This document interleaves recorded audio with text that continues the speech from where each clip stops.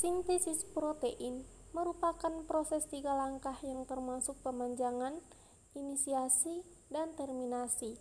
Nah, pada bakteri seperti ini, inisiasi E. coli membutuhkan 3 protein kecil yang disebut dengan faktor inisiasi IF1, IF2, dan IF3 sebagai salah satu tRNA pertama mRNA, dan subunit ribosom kecil juga disebut dengan 30S subunit IF3 dengan mudah berikatan dengan subunit ribosom kecil, dan kehadirannya akan menghalangi subunit besar dan kecil dari asosiasi prematur IF3 memfasilitasi pengikatan mRNA ke subunit kecil ribosom. Pengikatan terjadi hanya 4 hingga 8 basa di hulu dari awal AUG, di mana urutan konsensus yang disebut urutan bersinar Dalgarno di mRNA di dekat akhir RNA ribosom 16S di subunit ribosom kecil IF1 akan berikatan dengan subunit kecil di lokasi yang disebut dengan situs A, di mana tRNA yang masuk biasanya akan mengikat tRNA pertama yang disebut tRNA metanol, yang disebut dengan tRNA metanol formal, sehingga akan memasuki situs lain yang disebut dengan situs P. Dapat diperhatikan bahwa tRNA inisiator telah dikawal ke situs P oleh IF2 yang terikat dengan G-tipe molekul berenergi tinggi mirip dengan ATP antikodon tRNA komplementer dengan kodon star AUG.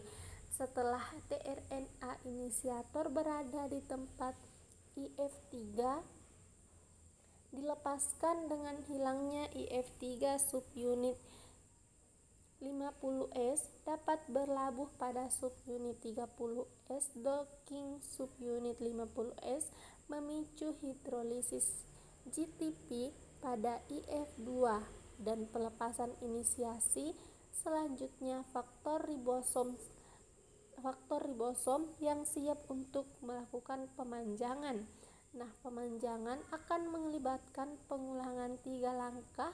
Pertama, faktor pemanjangan yang disebut dengan IFTU yang terkait dengan GTP berikatan dengan tRNA aminoasil yang bermuatan bebas kompleks ini memasuki situs A atau akseptor.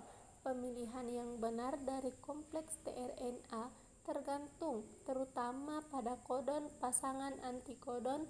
Dalam contoh ini antikodon CCC berpasangan dengan kodon GGG tRNA yang membawa asam amino glisin. Pada langkah kedua, aktivitas peptidil transferase ribosom mengkatalisis pembentukan ikatan peptida antara asam amino baru di situs A dan asam amino sebelumnya di situs P secara bersamaan. GTP dihidrolisis dan IFTU GDP yang dihasilkan dikeluarkan.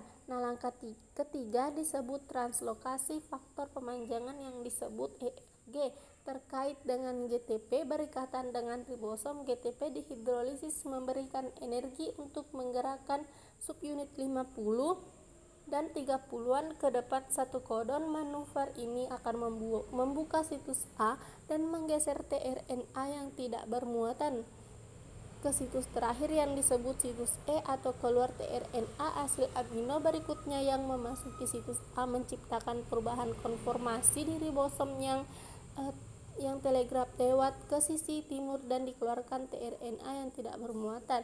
Langkah-langkah perpanjangan ini berulang sepanjang mRNA ribosom E. coli dapat mempercepat melalui langkah-langkah perpanjangan ini yang menghubungkan bersama 16 asam amino per detik. Akhirnya ribosom tiba ujung wilayah pengkodean yang ditandai oleh salah satu dari 3 kodon stop. Tahap ini translasi disebut terminasi. Tidak ada tRNA yang sesuai untuk kodon stop, melainkan protein yang disebut faktor pelepasan baik RF1 atau RF2 yang memiliki bentuk umum tRNA meniru tRNA dan memasuki situs pelepasan yang mengaktifkan fungsi transferase peptidil dari ribosom yang mengandung, memotong ikatan dan menambahkan peptida yang telah selesai ke tRNA di situs P.